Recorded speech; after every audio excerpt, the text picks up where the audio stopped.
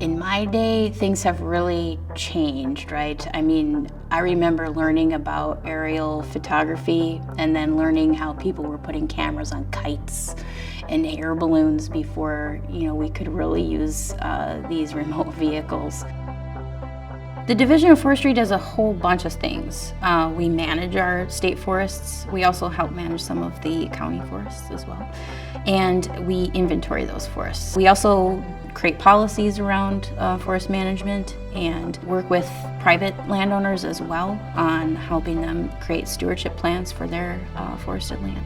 The Division of Forestry has had a couple of different projects using drones. One of them is to experiment with different innovative ways to do forest inventory. Generally, we collect photos, and those photos are overlapping so that 3D products can be derived from that, digital surface models, which help us to measure with pretty great accuracy what volume of tree area that we're working with.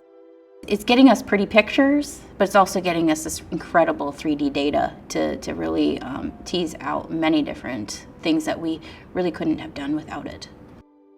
The DNR, in terms of our day-to-day work, we're exploring those policies internally and how we might be able to guide our staff into using this technology in a smart way and follow all of the appropriate rules and regulations.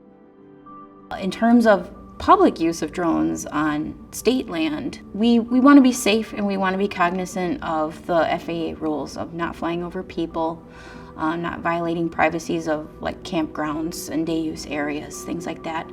And that there are a lot of private lands pocketed in to many of these state forests and state parks, and to respect those folks and their privacy of their property. When it comes to fire and emergency response, again, we'd like to use this technology where it makes sense, but until that emergency response unit on the ground says it's okay to use it, we have to drop the drone. The U.S. Forest Service and their messaging of we can't fly if you do, we take that to heart. That said, we do want to fold in this technology to do things like checking to make sure the fires are out. But we do that well after the fact. What do you think the future holds for this technology?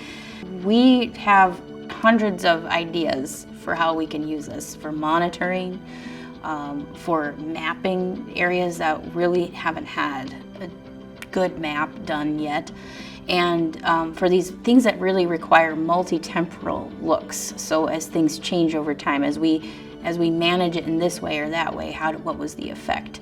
The technology and the use of it is what's coming. We at the DNR would like to be part of that progressive movement. We need to see how it's useful and apply it where it makes sense. And where we can get away with aerial photography or satellite imagery, we'll use that technology instead. And so we really want to see a complementary use of all of these different types of remotely sensed data.